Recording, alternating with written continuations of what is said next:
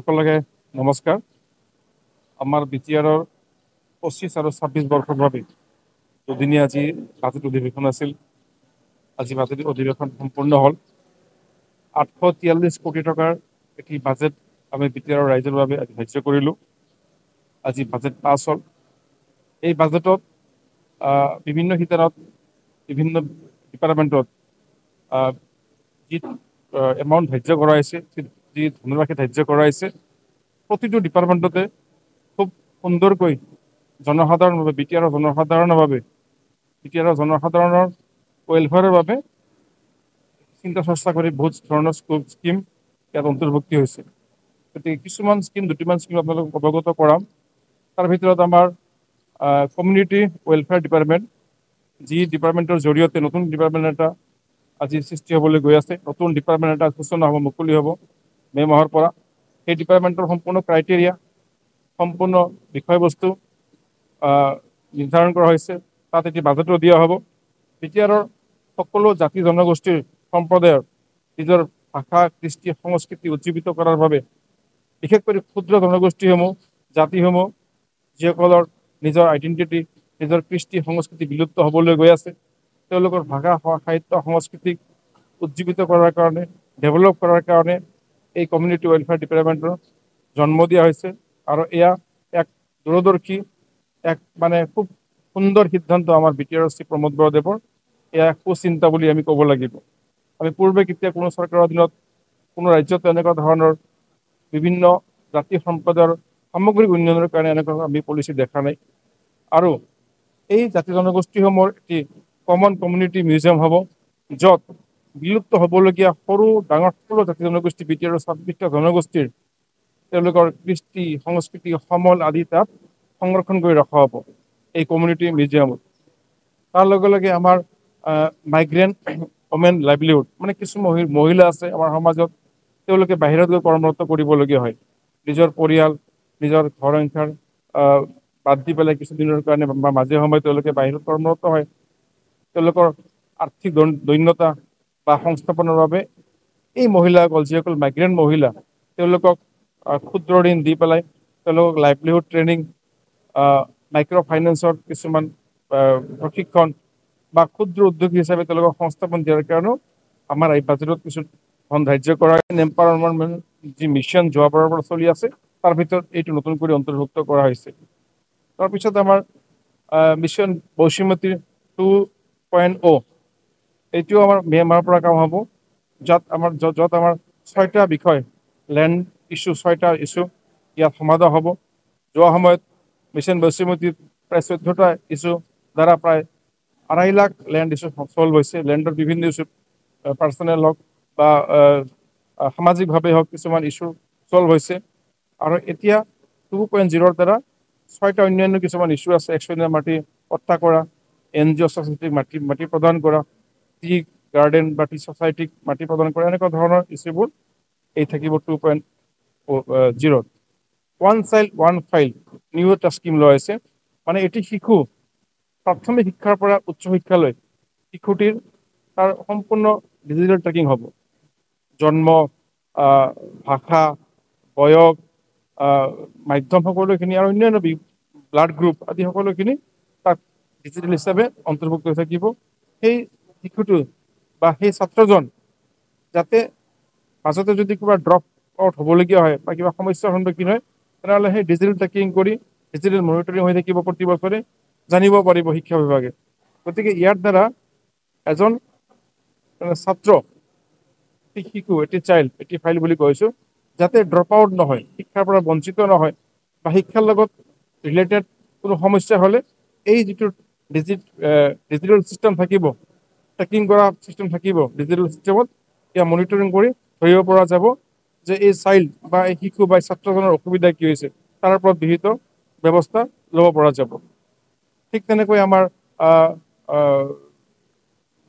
গুৰুদেৱ কালীচৰণ ব্ৰহ্মৰ নামত তেখেতক সন্মান জনাই পেলাই প্ৰতিটা VCDCত 420টা VCDCত একোখনকৈ যোগ চেণ্টাৰৰ ব্যৱস্থা কৰা হ'ব।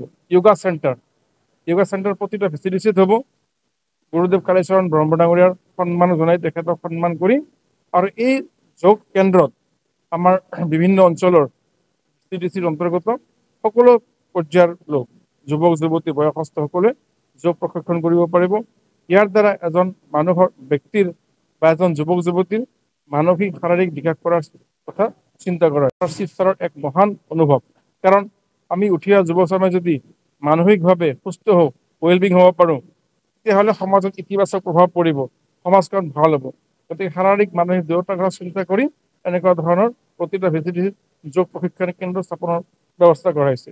ঠিক তেনেকৈ আমাৰ প্ৰেম সিং ব্ৰহ্ম ডাঙৰীয়াক সন্মান জনাই তেখেতৰ নামত তেখেতক উৎসৰ্গিত কৰি পেলাই প্ৰতিটা ভিজিটিত একোটাকৈ জিমখানা প্ৰতিষ্ঠা কৰা হ'ব। জিম, আপোনালোকে জানে যে আজিৰ প্ৰজন্ম, নৱপ্ৰজন্ম জিমৰ প্ৰতি খুব ইণ্টাৰেষ্টেড, নিজৰ শৰীৰ চৰ্চাৰ প্ৰতি খুব ইণ্টাৰেষ্টেড।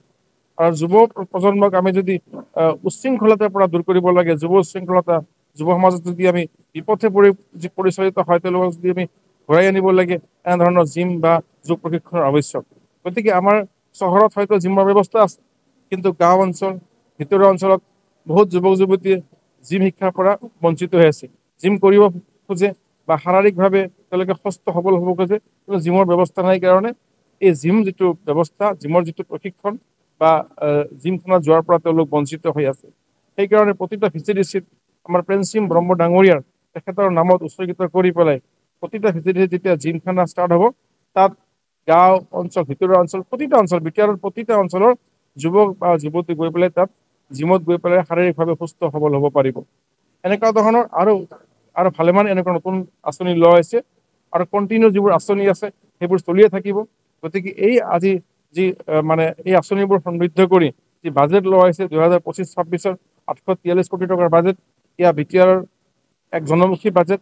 আৰু আমাৰ চিফ সন্মানীয় প্ৰমোদ বড়ো ডাঙৰীয়াৰ এক মানে নিপুণ, এক দূৰদৰ্শী পদক্ষেপেৰে এনেকুৱা ধৰণৰ নতুনত্ব মিছন লৈ বাজেটৰ যি মানে ৰূপৰেখা আমি আপোনালোকক অৱগত কৰিলোঁ। ইয়াৰ দ্বাৰা আমাৰ বিটিআৰ অঞ্চলৰ নতুনত্ব আহিব, শান্তি সম্প্ৰীতি যি বাঘজৰী, সেই শান্তি সম্প্ৰীতিৰ বাঘজৰী আৰু সুদৃঢ় হ'ব আৰু অহা দিনত ইয়াৰ ৰিফ্লেক্ট হ'ব আমাৰ সমাজত। অভিযোগ তেওঁ উত্থাপন কৰিছে, কাৰণ যিটো বাজেট সন্দৰ্ভত তেওঁ কৈছে, আপোনালোকে চবেই জানে, আপোনালোকে চিন্তা চৰ্চা কৰা ব্যক্তি, কাৰণ যোৱা 17 বছৰে এনেকুৱা ধৰণৰ মিছন, এনেকুৱা ধৰণৰ ভাইব্ৰেণ্ট, এনেকুৱা ধৰণৰ পলিচিলৈ কোনো বাজেট তৈয়াৰ হোৱা নাই। আমি দেখিছোঁ যোৱা সময়ত একে বাজেট প্ৰতিটো ডিপাৰ্টমেণ্টত যি বাজেট প্ৰতি বছৰে একে বাজেট ৰখা হৈছিল, কপি পেষ্টৰ দৰে, কোনো ধৰণৰ নতুনত্ব নাছিলে। গতিকে নতুনত্ব নথকা সেই বাজেটসমূহ আমিও চাইছোঁ, আপোনালোকেও জানে। বাজেটৰ যি ক্ৰাইটেৰিয়া হ'ব লাগে, ফাইনেন্সিয়েল ষ্টেটমেণ্ট বা কেপিটেল এক্সপেণ্ডিচাৰ, ৰেভিনিউ এক্সপেণ্ডিচাৰ, তাত কোনো শুদ্ধকৈ মেনশ্যন নাছিলে, আমি ভালকৈ জানো। গতিকে তেওঁ যিবোৰ মানে আজি কৈছে, যোৱাকালি কৈছে, সেইবোৰ এটা বিভ্ৰান্তিমূলক কথা, সেইবোৰ আভুৱা ভৰা কথা। গতিকে ৰাইজে বিভ্ৰান্ত কৰি আভুৱা ভৰি কথা কোৱাৰ কোনো প্ৰয়োজন নাই। যিটো সঁচা, যিটো বাস্তৱ, সেইটোৱে আমি ক'ম। আপোনালোকে বাজেট চাব পাৰিব, আপোনালোকৰ সাংবাদিকসকলে আমাৰ বাজেট লৈ ষ্টাডি কৰিব, যোৱা 17 বছৰৰ বাজেট আৰু আমাৰ এই 4 বছৰৰ বাজেটৰ কিমান ডিফাৰেঞ্চ আপোনালোকে দেখা পাব। গতিকে আমি তেনেকুৱা ধৰণৰ কথাত কোনো গুৰুত্ব নিদিওঁ, ৰাইজেও বুজি পায় যিবোৰ কথা কৈছে। আজি কেপিটেল এক্সপেণ্ডিচাৰ, আমি বহুত কেপিটেল এক্সপেণ্ডিচাৰ ৰাখিছোঁ, ইয়াত প্ৰায় 45% বেছি কেপিটেল এক্সপেণ্ডিচাৰ ৰখা হৈছে। এইটো কোনো চৰকাৰে ইমান কেপিটেল এক্সপেণ্ডিচাৰ ৰাখি বাজেট কৰা নাই, only 55 point something revenue expenditure ৰখা হৈছে। গতিকে ইমান এটা ভাল বাজেট, গতিকে কথাখিনি ৰাইজে বুজাব লাগিব। সাধাৰণ ৰাইজক বিভ্ৰান্তিমূলক কথা কৈ পেলাই বিপথে পৰিচালিত কৰাটো মুঠেই উচিত নহয়, এজন জনপ্ৰতিনিধিৰ কাৰণে ইয়াৰ ভাল কথা নহয়।